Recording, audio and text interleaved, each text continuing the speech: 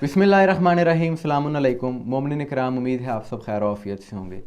हमने अक्सर देखा है कि इत्तेहाद बैनुल मुस्लिमीन के हवाले से प्रोग्राम्स किए जाते हैं, कॉन्फ्रेंसेस का इनकाद होता है, सेमिनार्स होते हैं और इनमें तमाम मसालिक के उलमा शामिल होते हैं। और इन प्रोग्रामों में जो उलमा शामिल होते हैं वो किसी की तकफीर के कायल नहीं होते, बड़े मोतदिल उलमा होते हैं, शिद्दत पसंदी उनमें नहीं होती, नफ़रत की बात ये लोग नहीं करते, चाहे शिया उलमा हो चाहे सुन्नी उलमा हो।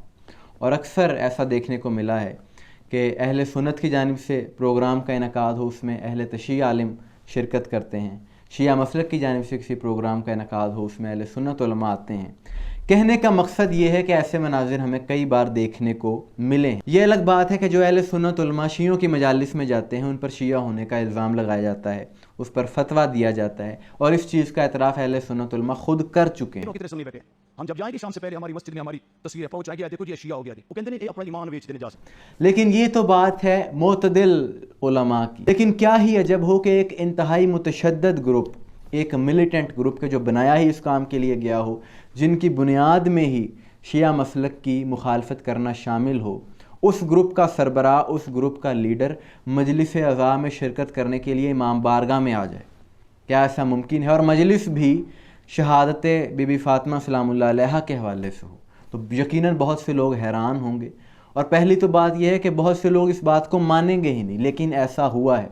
पाकिस्तान के हमसाया मुल्क अफ़गानिस्तान में इस 3 जमादी उस्सानी को शहादत बीबी फ़ातिमा ज़हरा सलामुल्लाह अलैहा के मौका पर वहाँ के सूबे हलमंद के शहर लश्कर गाह में शिया मस्जिद में एक मजलिस का इनकाद हुआ शहादत बीबी फ़ातिमा के हवाले से।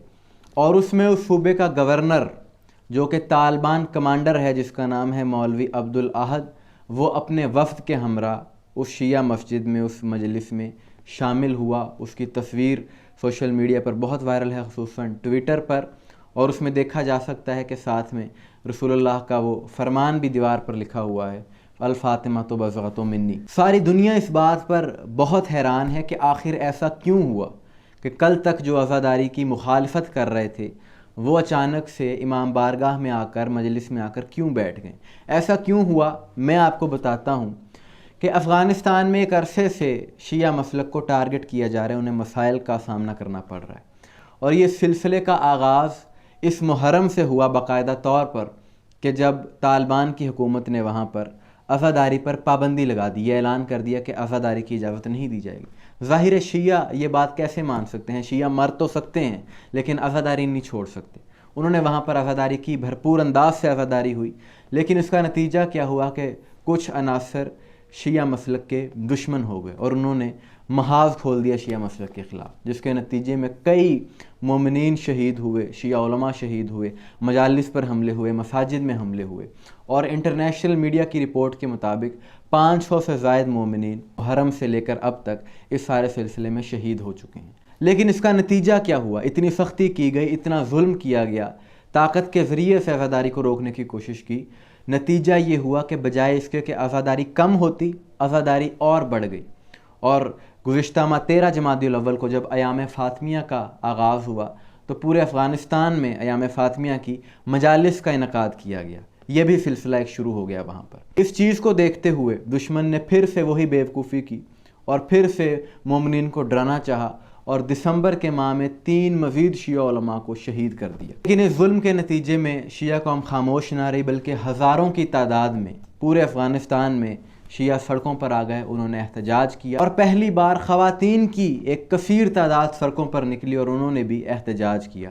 इंटरनेशनल मीडिया भी ये सारी सूरत हाल देख रहा था, उन्होंने भी इस चीज़ को हाईलाइट करना शुरू किया कि आखिर क्या वजह है कि अफ़गानिस्तान में ये सब हो रहा है, वहाँ पर शिया तो तालिबान हुकूमत ने ये बयान दिया कि जो लोग भी शिया मसलक पर हमलों में मुलव्वस हैं, हम उनको सज़ा ज़रूर देंगे। क्योंकि तालिबान की हुकूमत सारी दुनिया में अपना इमेज बेहतर करना चाहती है, उन पर जो शिद्दत पसंदी का एक लेबल लगा हुआ है उसको वो ख़त्म करना चाहते हैं, इसलिए उन्होंने ये बयान दिया।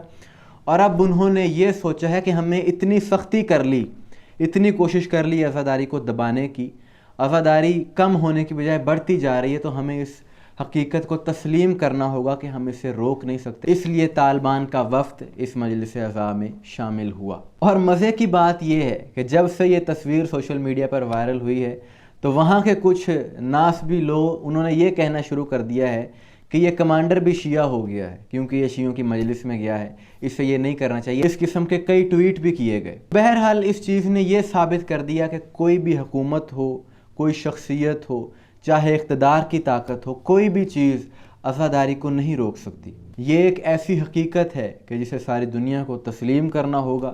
اور یہ ساری صورتحال دیکھ کر ہمیں وہ دور یاد آ گیا کہ جب لوگ کربلا کی زیارت کو جایا کرتے تھے تو ظالم و جابر حکمران نے زائرین کی تعداد کو کم کرنے کے لیے یہ شرط رکھ دی، جو کربلا جانا چاہتا ہے اپنا ہاتھ کٹوائے یا پاؤں کٹوائے پھر کربلا جائے، اس کے بغیر کربلا نہیں جا سکتے۔ وہ سوچتا تھا کہ مومنین ڈر جائیں گے، عاشقان حسین ڈر جائیں گے اور قبر حسین کی زیارت کے لیے نہیں جائیں گے، لیکن اس کا نتیجہ یہ ہوا کہ اور زیادہ لوگ جانے لگے کربلا۔ اس نے پھر شرط تبدیل کر دی، اس نے کہا کہ جو کربلا جانا چاہتا ہے اپنے خاندان سے کسی ایک فرد کو قتل کروائے پھر کربلا جائے۔ لوگوں نے اپنی اولادیں قربان کیں لیکن کربلا کی زیارت ترک نہیں کی۔